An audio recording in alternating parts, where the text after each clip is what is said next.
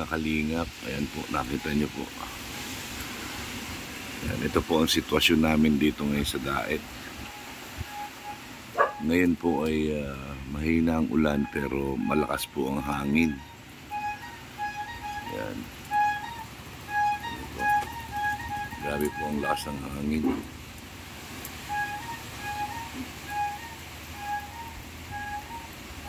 Kagabi sobrang lakas ng ulan, kulog at kidlat.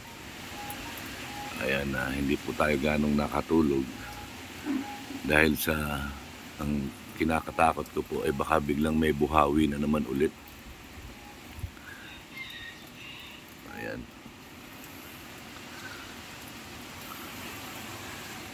Grabe lakas po ng hangin. Ganito rin po kasi nung nagkaroon ng buhawi dito. Sobrang lakas ng hangin. Ang akala ko po ay bagyo lang. Yung pala po ay buhawi. Grabe po. Ayan. At saka isa pa to nakakatakot dahil may punong malaki rito sa tapat ko. Baka bigla tumumba ito. Grabe lakas ng hangin, no?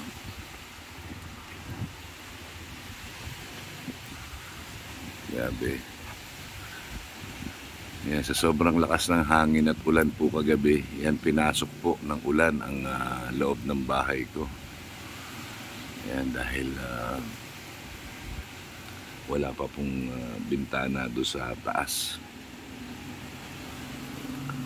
Kaya hindi ako ganong nakakatulog kagabi, tsaka si Ate Perla.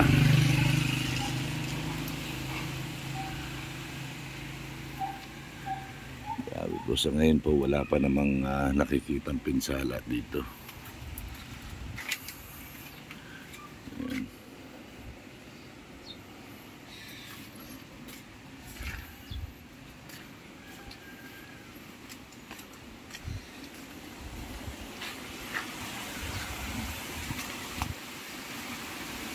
Ayan, no? Kasi po yung bahay ko yan wala pang bintana. Ayan, no? Ayan, kaya sa sobrang lakas ng hangin,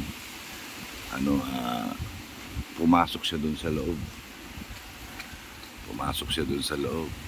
Tapos yung sa yero ko naman, yun dun sa may yan dyan, dapat yan meron pang yero na nakadikit dyan sa pader. Sa sobrang lakas ng hangin, tumatama doon sa pader, yun tumulo sa loob. Grabe po.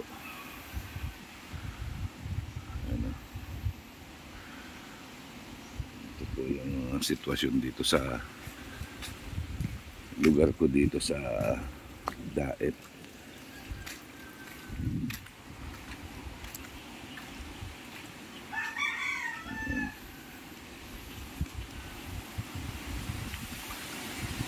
Grabe po ang lakas ng hangin.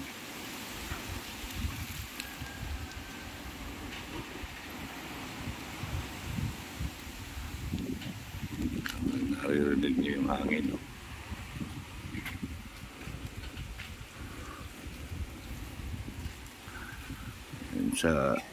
Sa bubong po wala naman akong problema kasi alam ko matibay yung bubungan ko.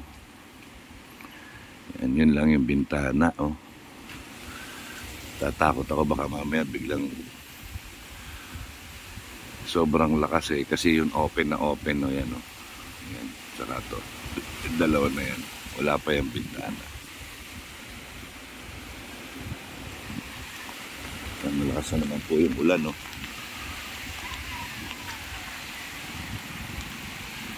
Grabe, pasok po muna akong lakas ng ulan. So ayan po, lakas na naman ng ulan. So yung po mga nasa Daet, yan, iba yung ingat po ang gawin natin. Yan. Ngayon po, ang kinatatakot ko dito, hindi naman po yung ulan, yung buhawi. Yung buhawi po. Kasi yung mataas na puno na yan, kayang-kayang buwalin ng buhawi yan. Yung kagaya nung nakaraan. Yan, ito. Yan yung sa alulod ko yan, hindi pa nakakabit. May mga gamit. Problema ko pa lang ngayon yung mga gagawa. Yung nagagawa. Ayan. Grabe po yung ulan natin dito ngayon. So ayun po, paalala po sa mga nakatira dito sa Daet. Yan, lalo na po yung sa lugar nila Mr. J. Yan, ingat po kayo dyan dahil alam ko bumabaha po dyan. At yung hangin po pag malakas ay buwelo talaga dyan sa inyo kasi walang mga puno dyan. Bare na yung lugar na yan kasi tinanggal na yung mga puno dyan, ginawang subdivision. So ingat kayo dyan.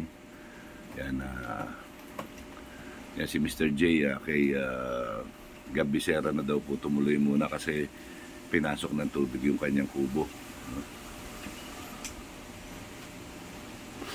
Dito naman po sa amin okay naman po. And, ang ano ko lang pagka sobrang lakas ng hangin, kinakabahan ako kasi baka mamaya buhawi yun. Diba?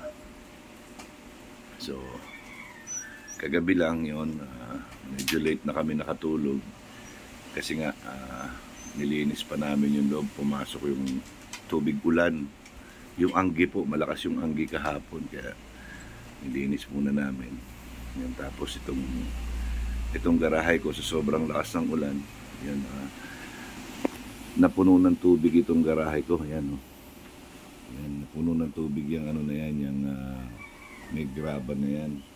Hindi naman umaapaw kasi mataas ito. Ayan, pag umaapaw dyan, papunta na doon sa labas. So, okay lang naman po. Kaya, ayan, sa mga yan, lakasan naman ang hangin. Narinig niyo po ba? Grabe po yung lakas ng hangin. So, ingat po lahat ng mga nandirito sa Daet. Mag-ingat po kayo. Yan, yan. Huwag muna kayong lalabas, dahil sobrang lakas ng hangin. Yan. Yan. God bless po. Yan, maraming salamat po sa yan, nagbigay ng sipatsya po sa akin kagabi. Yan, salamat po sa live ko. Yan, God bless po sa ating lahat.